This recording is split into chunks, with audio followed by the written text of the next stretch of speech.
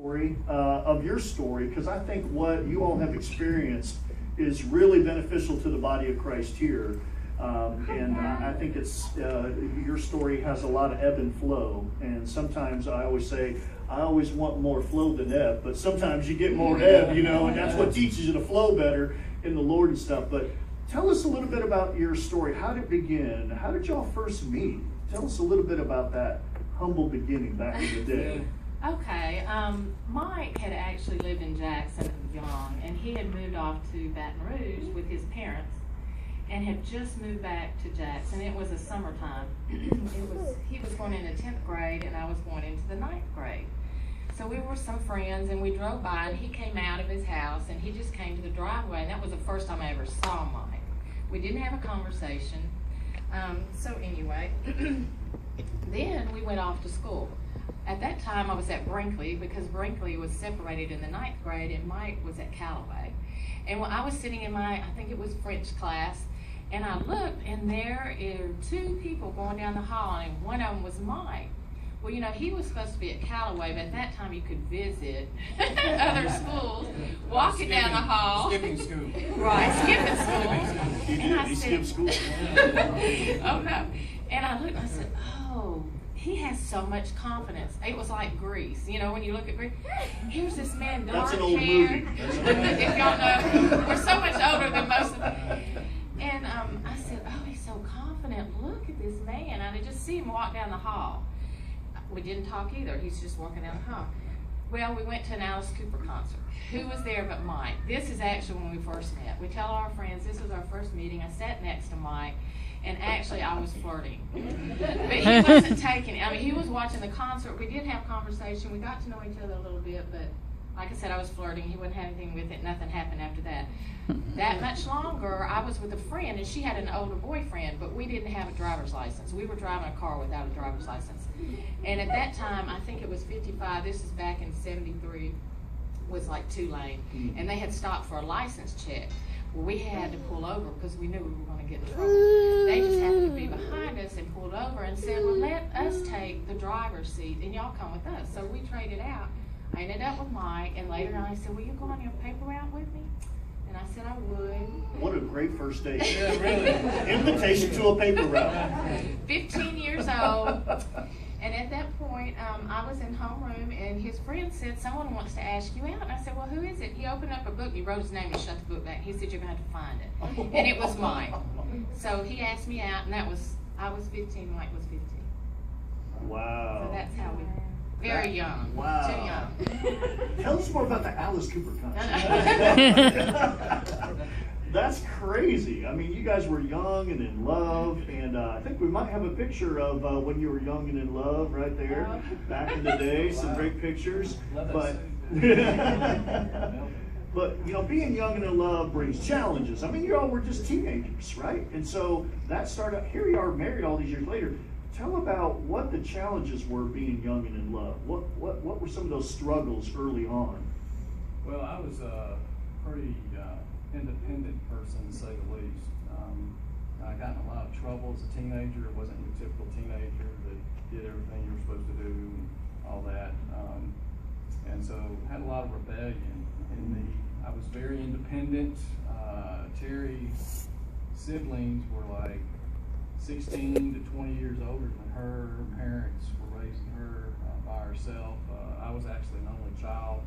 And so you're coming out of a family where you've got two people that were very independent, very selfish in a lot of ways, just doing my own thing, and wasn't really strong into commitment, to be honest with you. Commitment was probably a struggle. I had a commitment even getting up in the morning. Commitment wasn't on my radar. I had a problem with commitment going to school. I didn't go to school when I was supposed to. I dropped out in 10th grade. My parents didn't even know it, and just. So to have a relationship with somebody where commitment was involved created definitely some struggles, I think, for both of us. Yeah, that's the teenage story for most teenagers. But here you guys are, all these years married and all that. So this is why we're digging back in some of the history of this. But Mike, you as a teenager actually came to Christ. Talk a little bit about that transition and what that looked like for you as someone in love, dating Terry, but yet you found Jesus. Tell us how that happened as a teenager. Well, kind of the background on that, in being as rebellious as I was, and I got in a lot of trouble. I mean, I would walk in the principal's office. He didn't even ask for my dad's phone number. I mean, he knew it. I mean, it's like he started dialing, And, Wow. So, I was just searching probably pretty hard in a lot of ways and didn't realize that. I was probably heavily involved in alcohol and drugs at a very young age, skipping school, hanging out probably with the wrong people, the wrong crowd, and all that kind of stuff. But it got self-destructive. I was on a self-destructive path.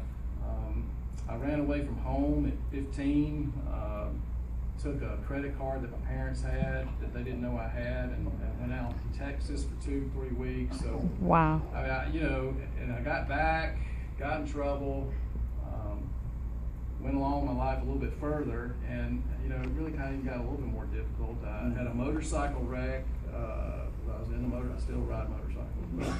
I had a motorcycle wreck, and then about 2-3 weeks later, I fell out of the car going 50 miles an hour. We were racing another car, and so I just self-destructive. And I had a friend of mine that kept witnessing to me, saying, "Hey man, you need the Lord. You need something in your life, or you're not going to be around." And he was right. I don't think there's any doubt about that. But I was under conviction to a lot of degree. I sometimes harder the struggle, the harder conviction it took, but.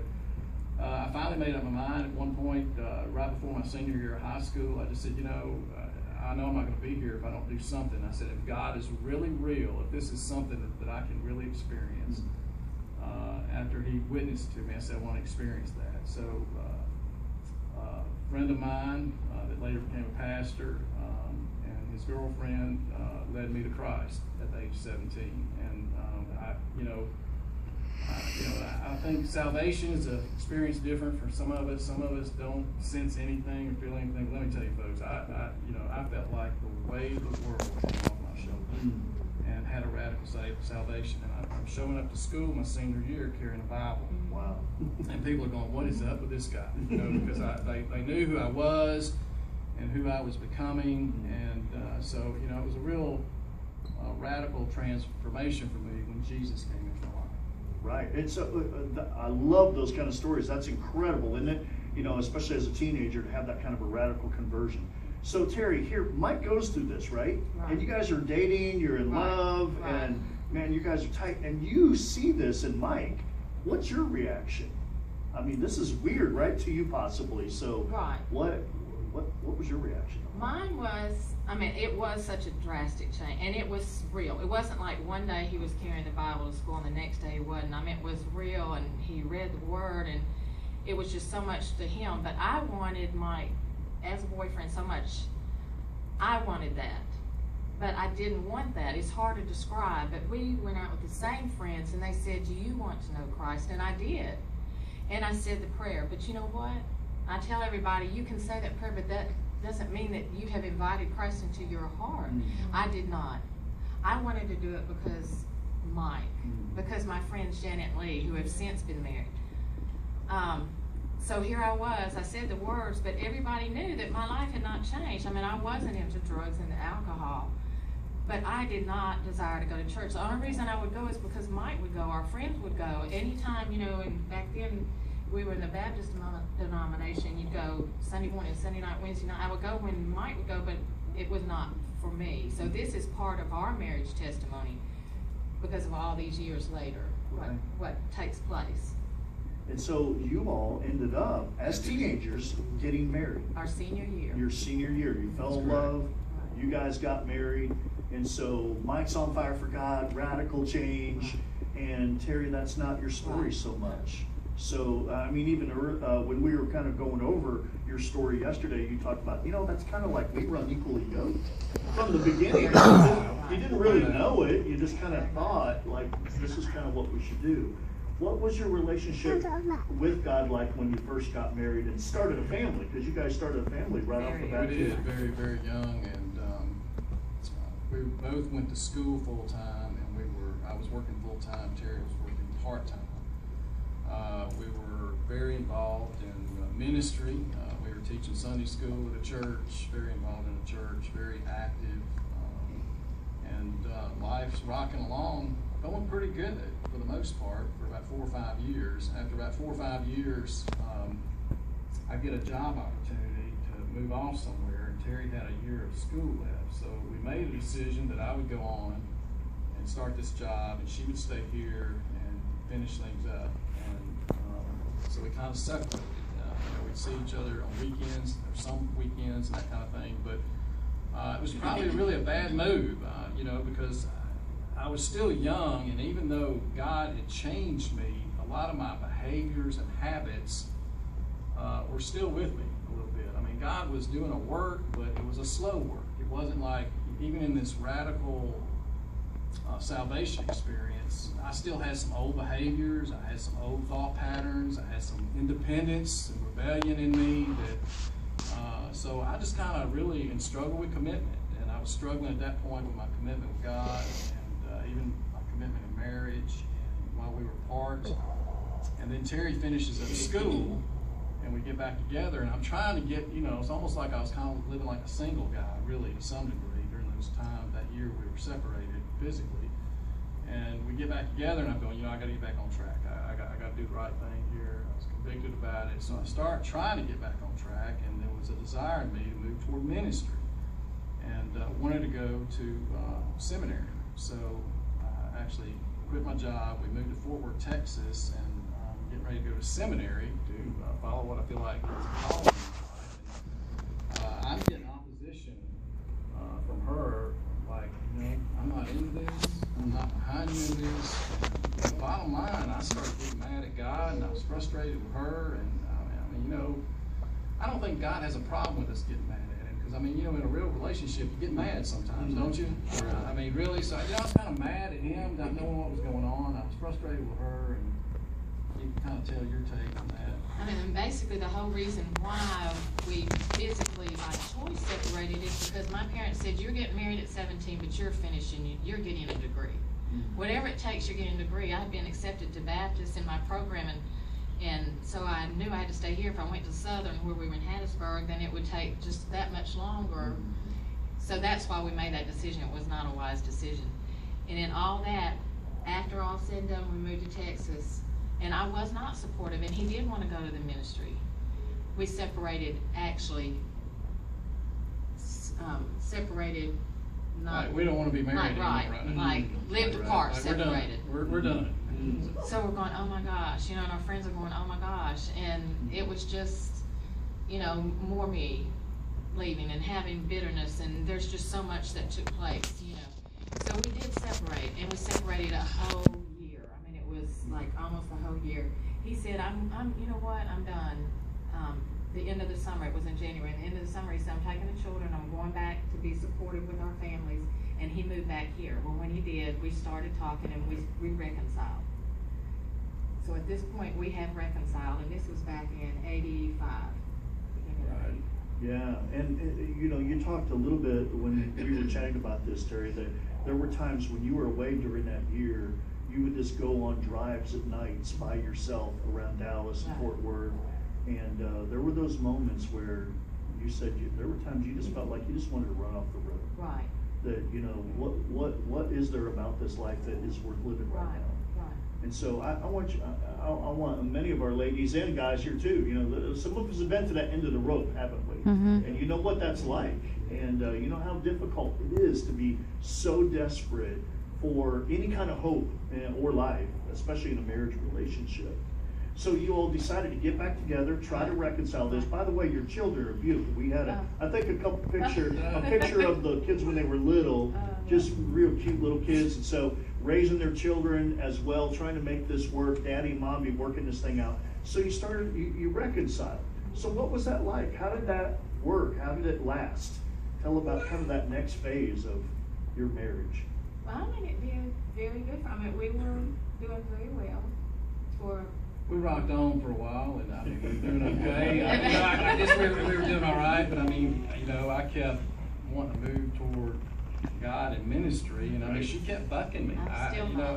She's still bucking me, like, I'm not into this thing, I don't know what's up with you, kind of this God stuff, and she would go through the motions, but you just knew it wasn't in her heart. And so we started struggling again, I guess probably about 8 to 10 years later. I know it's a long story here, but it took us a long time, okay, that's all I'm saying. But about 8 or 10 years later, we start struggling again, and I just get to the point where I'm like, I'm done. I just want out of this. I'm tired of fooling with her. I'm trying to go one way, she's going another, and so I go visit some friends in Atlanta. I'm trying to get out of town, just trying to get my head together, and I'm coming back, and I'm on the drive back, and I'm praying, God, I know I've done everything I can do here, and I'm letting go of this. I'm letting go of this whole marriage, and I'm sorry I can no longer stay married to this woman. I just can't do it, and I'm sorry. I apologize to him. I'm crying. I said, I'm just done. I'm letting go. And so I made up my mind driving back to Jackson that I was going to file for divorce, and that's kind of where. And in this meantime, going back to the separation, before I actually left Mike, our pastor friend came to me and he asked me 3 times before I left the house. He said, "Who is Jesus?" And I couldn't answer. I never even said a word. He said 3 times, "Who is Jesus?" So now I have gone to counseling because something's not right, and I just don't know what it is, but I am so just deep, and I'm not even asking God for anything. And I said, something's wrong, so I go to counseling. The first thing he asked me 10 years later, "Who is Jesus?" He knew too. I mean, like, who not? Okay, he's in Atlanta. This is it. This is really it. I said, I don't know what's wrong. I haven't received Jesus Christ into my heart. I got down in my bedroom. I was alone in my house, and I said, I just give it all to you. I can't make it anymore. This is it. And so right there in my living room, I accepted Jesus Christ as my Lord and my Savior. He didn't know. 3 o'clock in the morning, I get up, and it's the Holy Spirit. I mean, there's no other way to explain it. I just had this freedom. Right. Just this light in my body. I said, you're going before the church. We were going to a Cornerstone at the time. You're going to go before the church. There's a lot of people in that church. You're going to get up before the church, and you're going to confess, and you're going to say that, you give my salvation testimony. And I'm going, oh my God. But I had the confidence, like, this is very strange. Wow. So I go and I talk to a friend who talks to the pastor. He says, we're bringing her up front. This short story, I come up in front of all these people and give my testimony. He doesn't know anything. He's driving back from Atlanta. As I'm talking, our pastor friend has a friend, never been to our church before. He's sitting in the audience. I don't even know why. He calls and texts us and says, Mike's wife is before the church, and she's giving a testimony. She's giving her salvation. And we were like, whoa. I mean, this is God orchestrated this. So he comes home, and he's talking to a friend. He said, did you know your wife got saved? He said, what? You're kidding me. And he goes, no, you need to go home. I actually thought it was a trick. I thought she's trying to trick me to do anything to keep me hanging in there. Right. I'd given up on this thing. I'm going, this is, and he goes, man, just go home and talk to her. I go, I'm not. I said, I'm done. I said, I told God I'm done. I'm done.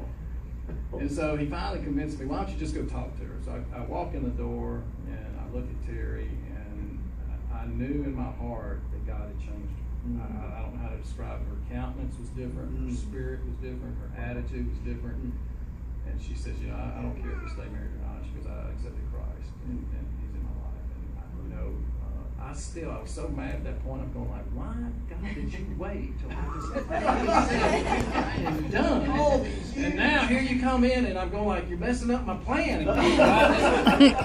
But yeah, I was walking away from that, and I really felt like the Lord said, Mike, if you walk away from this, you're going to miss the biggest blessing that I'm ever going to give you. Wow.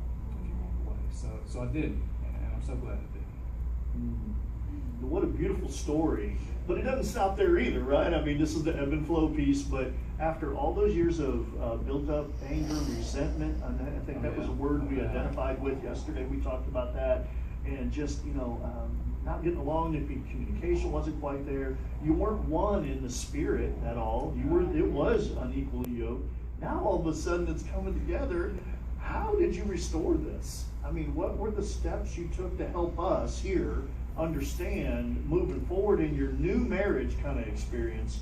What did restoration look like for you all? What was that journey like, that last bit? Well, the main thing I did, Mike always wanted to go to ministry. And this time he said, I want to go to school. He was going to go to Mississippi College, get his master's in marriage and family therapy of all things. Something that we have had experience in. If anything, we can help other couples. And so I said, you know what? You're going to quit your job. I mean, he's very secure in this job. You're going to quit your job. I'm going to support us. We went down to one car. I mean, we did whatever we took for him to go back to school. 100% support. I mean, the whole mentality is so different with God in your life. I mean, it's just so different. And so that's what he did. And so now he's a marriage and family therapist. And we hope that what we've been through in our marriage can be taken and given to other people who struggle. There's so much, like we'll come to later, about the freedom, the forgiveness, the unconditional love, all the things that you take away from this. Awesome. I think we even have a picture of when Mike was graduating. It might be one right before that one, where he's in his gown over there, getting ready to graduate. And he's studying marriage and family counseling, reading the books and getting his education. But Mike, tell us a little bit about what have you learned in those last place in your marriage now, restoration. What has God taught you? What have you learned? Well, I think there's a lot of lessons that I've learned, and I'm still learning. By all means, still learning in this process. But I don't think there's any better laboratory. I know some people are single, some of them may be divorced, some of them are married. But and if you're not married, you're married to Christ. Even if you're single right now, if you know Jesus, you're married to Christ. And I think in marriage, there's no better laboratory, and God knows this, to learn how to love somebody unconditionally. Because you're going to see the best in each other, and you're going to see the worst in each other. And I guess the thing He's taught me is the relationship that has brought me the most grief has brought me the greatest blessing. And only God can do that. There's no way I could have done that. There's no way I could have planned that. I wasn't always faithful. I mean, I'm going to be honest, transparent with you guys. I wasn't always a faithful, committed Christian. I mean, I would be committed for a while, and then I'd back off and go down the wrong road, and I'd be committed, and it just kind of, but God was faithful. Even when I wasn't faithful. And He says that in Timothy, whether, even if you're faithless, I'm faithful, because I'm not going to deny myself. So if you have Christ in you, He's going to do a work in you. He's going to complete that work, wherever that is you are on the path in that. But learning how to, you made the comment, it takes two forgivers for a marriage. And God forgave us and of our sin, and so we had to learn to forgive each other of our sins. And I think God wants that. I think that's part of His desire. There is, you got to learn how to forgive each other. It's something, and I just don't think there's a better laboratory probably to do that than marriage. It's a test and a journey. It's a good laboratory. Yeah, it's God doesn't bring us together in marriage to make us happy, but to make us holy. That's really what marriage is about. It is a process of sanctification and holiness, and being more like Him by that laboratory of marriage. It really brings that out. It does. Wow, what an awesome story. Now, let us celebrate with you. Tell us how many years y'all been married now? Well, since we got married so young, because we're not as old as it's going to sound, we've been married 39 years. Wow. I think that's how old I am. No, I'm lying too. Yeah, so wow, that's incredible. What a story of restoration, how God has brought you together and kept you together. And that's the thing that I love about their story, is they never gave up. There were times they were about to, but they never shut the door on hope, a little bit of hope, and God intervened many times in their marriage, like He does, to restore us and rescue us from our own selves and our own mess. But what's one little piece of advice you might leave with us about marriage, or what you've learned, or one little experience of freedom that you've experienced in marriage, a little tidbit that you could share, any last thought that you might have? Well, this Freedom Summer, because, with freedom, because, everybody wants to be free. Who doesn't want to be free? When I was young, 17, 15, I wanted to be free. I wanted to be free to do whatever I wanted. That's how much freedom I wanted. But, I guess through this process, I've learned that with freedom comes responsibility. And with freedom comes commitment. And with freedom comes obedience. And I mean, it's taken me a life, just about. I mean, I still got some life left, but it's taken a lifetime to learn those things. But, you know, the marriage can be a very freeing relationship. I guess it would be the other thing. To have somebody that loves me unconditionally, that's got my back, that I know she's got my back, regardless if I fail, succeed, whatever, that I know she's there for me. It's probably been the most freeing experience I've experienced on this planet, other than salvation itself. Right. That's a beautiful thing about a covenant relationship. Terry, any last thought of hope or freedom that you might want to share about your marriage? Well, I had everything. This was 2 weeks ago when you were here and you had the crosses, and I went back and looked because I'd taken a picture and I said, all of it almost applies. I mean, almost every bit of it. He said restored. I mean, you're restored, mended, rescued, accepted, forgiven, definitely forgiven, loved, hopeful, and renewed. All those apply. All the crosses that you had across this stage apply to me. Wow. I really appreciate the Trailers sharing their life. See, I think this is a key, important, teachable moment as a pastor with our new church. Is this is what church should be like, where we actually be real and honest and genuine about our journey. That it's not all beautiful and perfect, because every person in the Bible that you read about didn't have an all rosy, perfect life either. And so when we get honest and real with each other, when we testify, not about the darkness in our life, but about how we came to the light and how we got restored and brought to the light, then it's something to give God glory for, and we can encourage one another. And I hope today there's been hope renewed. I hope today, from the testimony they've shared, it's touched some of your lives to go, wow, that's part of their story is our story. You know, wow, they made it. Maybe we can make it. You know, wow, maybe Christian counseling is a good thing. And by the way, Mike's really good at what he does. And he won't reveal who he's meeting with if you start gathering some time together with Mike. But, you know, that's confidential. But I really appreciate your all's honesty, openness, and heart. And we love you guys. Thank you for the love you have for this church and what God is birthing here, and your genuineness and your realness and authenticity. And Mike and Terry are two of the most grace-filled people. They just love the grace of God because it's been so applied to you. Now you're applying it to other people through your counseling and your love. And so I know they'd be glad to talk to you at any point. That's what church family is about. We are family. We're kin here. And so I know they're an open book. Would love to share with you at length after church or another time. But I just want to pray for you as you guys get ready to have a seat.